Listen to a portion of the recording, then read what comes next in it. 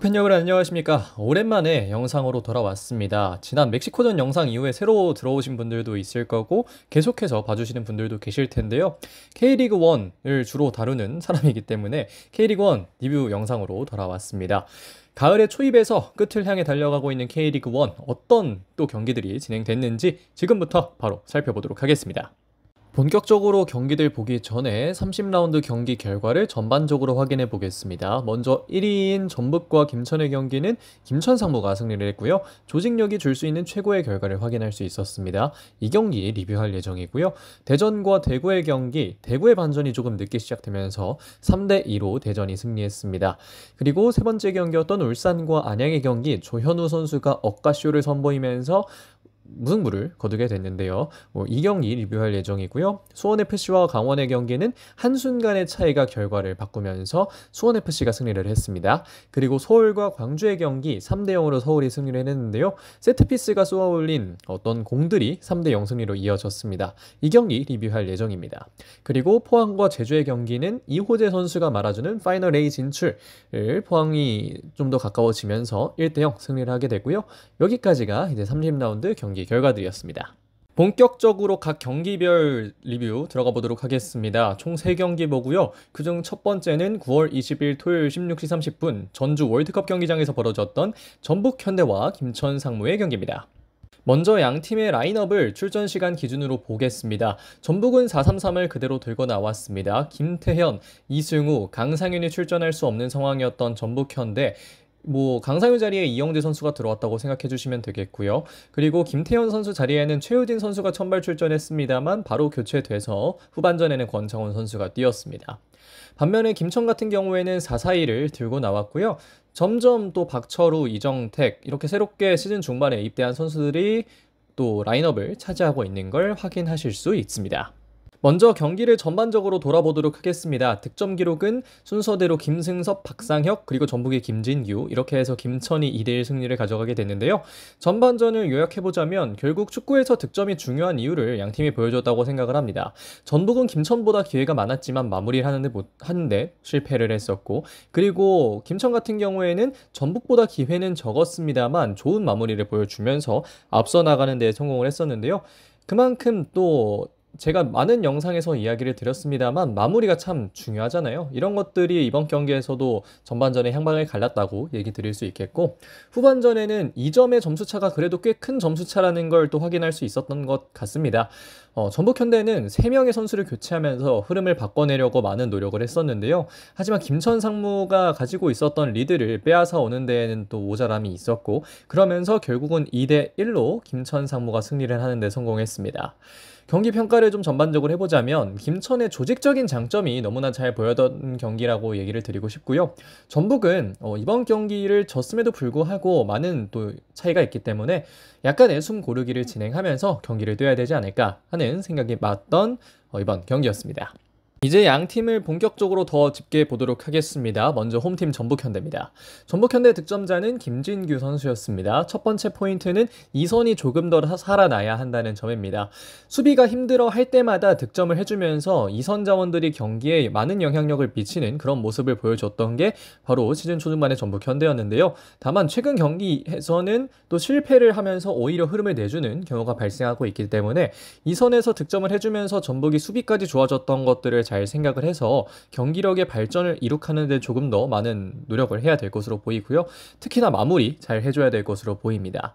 그리고 두 번째 포인트는 체력 부담이 있는 수비진입니다. 앞서 말씀드렸던 대로 수비가 힘들 때마다 그래도 선수들이 득점을 해줬기 때문에 약간의 심적 여유를 갖고 뛸 수 있었던 수비진인데, 최근에 보면 평균 연령대가 높고 시즌을 많이 소화한 상황이라 안 그래도 체력적인 부담이 있는 상황에 이렇게 심적인 부담까지 생기면서 약간은 어려움을 겪고 있는데, 전반전의 집중력이 특히 올해 또 전북을 봤을 때의 그 수비진의 그것과는 좀 달랐다는 거, 그렇기 때문에 조금은 휴식이 필요해 보인다는 거, 이렇게 여기 얘기를 좀 드릴 수 있겠고, 마지막으로 그럼에도 불구하고 아시아 챔피언스 리그에 나가지 않기 때문에 남은 경기 수에도 여유가 있는 전북이고, 이 경기를 졌는데도 2위인 김천과 승점 17점 차이가 나고 있기 때문에 이번 경기에서의 패배에 아마 다들 많은 영향을 받지는 않을 거라고 생각하는데, 오히려 조금 더 체력적인 부담을 줄이는 경기를 해나가야 되지 않을까, 그렇게 생각을 할 수 있었던 이번 경기였습니다.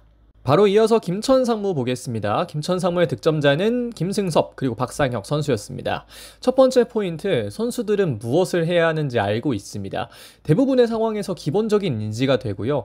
정전효 감독이 또 어떤 세부 전술들을 또 이야기를 했을지 모르고 또 어떤 전술들을 선수들에게 이야기했을지는 모르겠습니다만 기본적인 인지가 잘 됨과 동시에 거기서 어떻게 풀어나가야 되는지도 김천 상무 선수들은 너무나 잘 알고 있어서 이 또한 또 킹장용 감독의 힘이 아닌가 하는 생각이 들고요. 여기에 좀 더 힘을 실어주는 건 결국 김승섭 선수의 활약입니다. 이 경기 포함해서 5경기 동안 4골과 1개의 도움, 정말 엄청난 또 공격 포인트를 쌓고 있는 김승섭 선수인데요.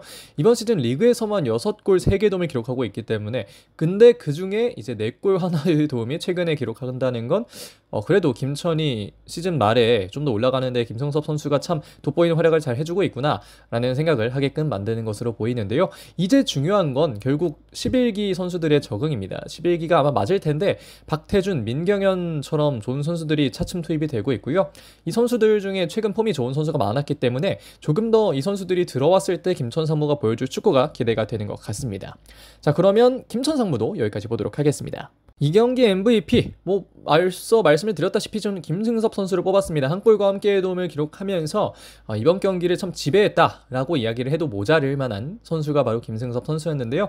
참 좋은 모습 보이고 있어서 내년에 그리고 당장 내년이 아니죠. 올해에 또 제주로 돌아가서 김승섭 선수가 어떤 모습을 보여줄지가 매우 기대가 되는데 이번 시즌 김천에 사는 것만큼만 한다면 제주는 참 많은 것을 받은 기분이 들지 않을까 하는 생각이 드는 것 같습니다.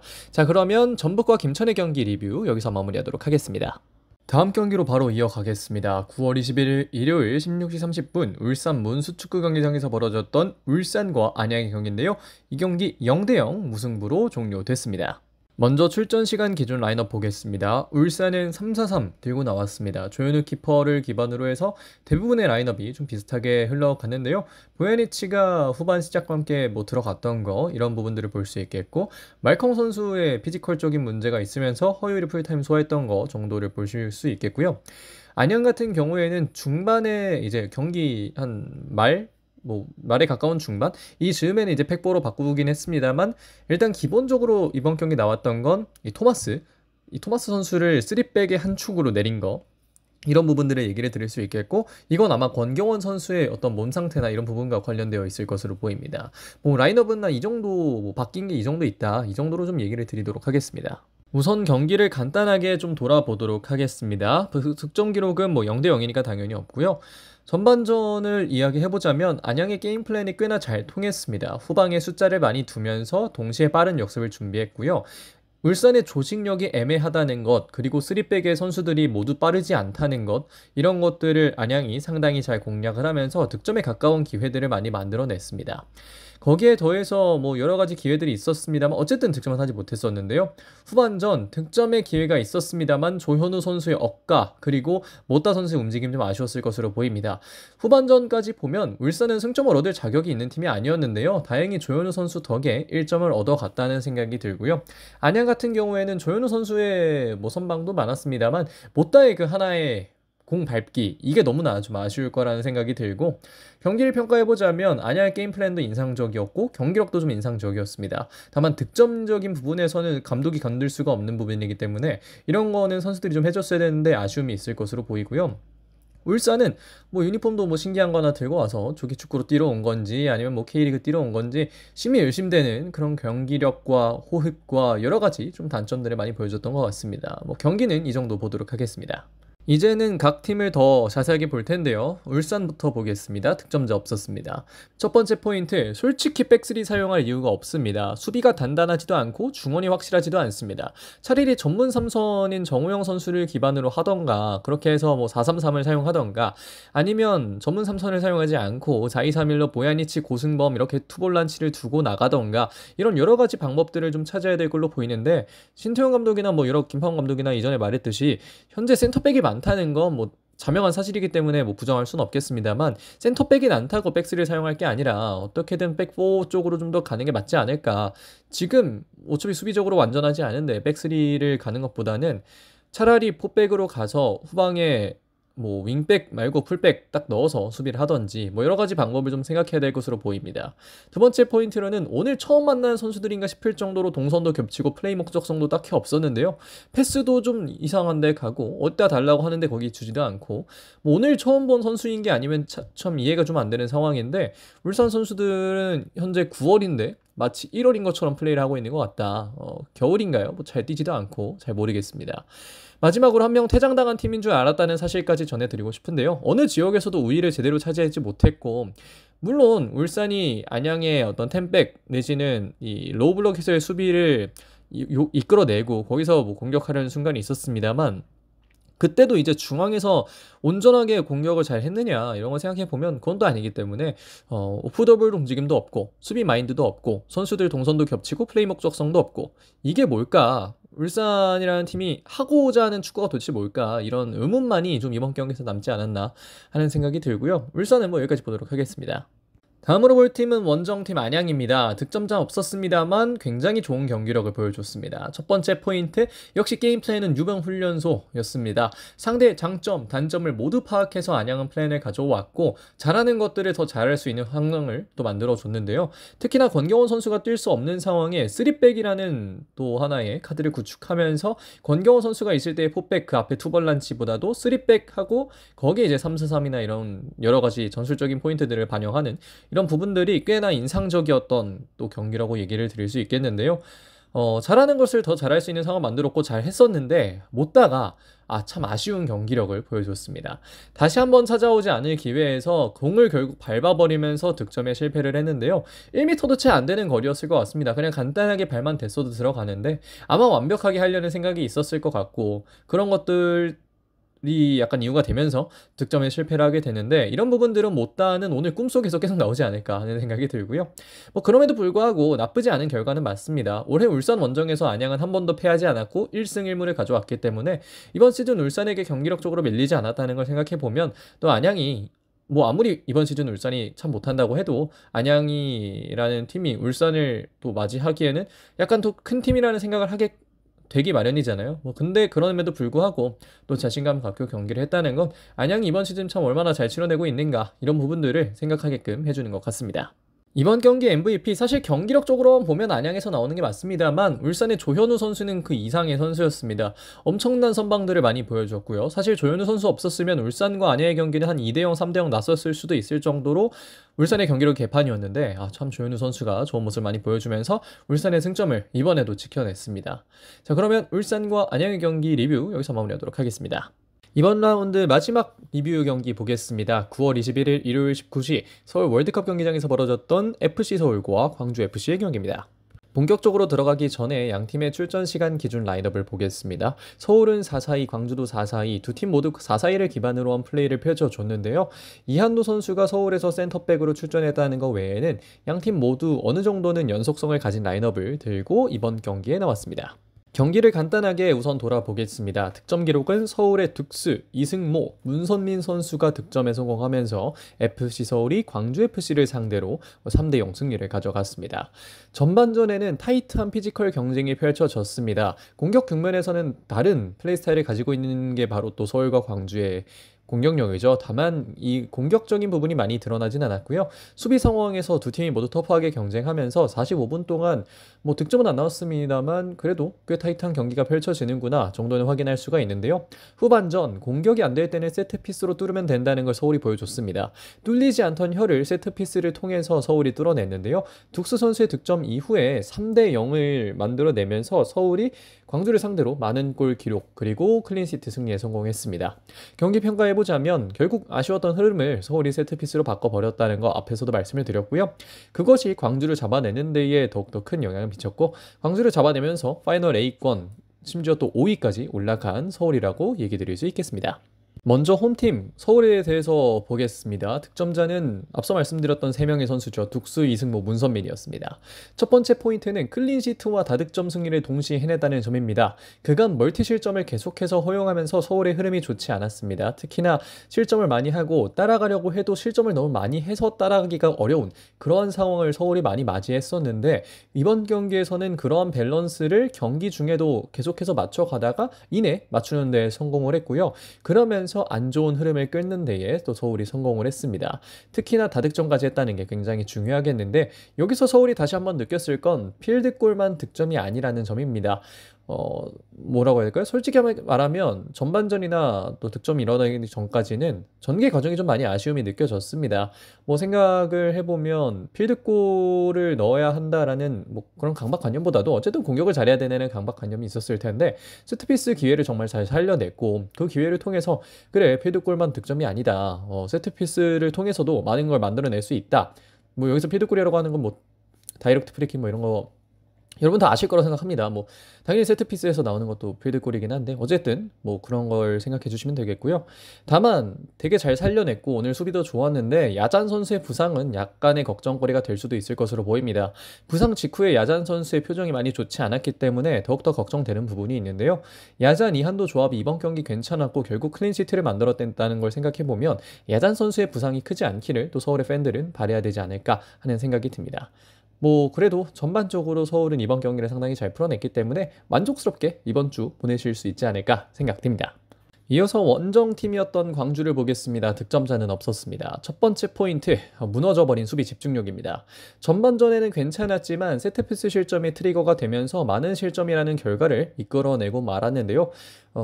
광주가 세트피스 실점은 뭐 어느 정도 100번 양보해서 그럴 수 있다 치는데 세 번째 실점, 이 문선민 선수에게 실점하는 과정은 사실 진시우 선수의 미스도 있고 여러 가지 좀 안타까운 지점들이 많았습니다. 그래서 이런 부분들은 이정열 감독께서 알아서 잘 처리를 하실 거라고 생각을 합니다만 좀 더 신경을 써야 되는 그런 부분이 아닌가 하는 생각이 들고요.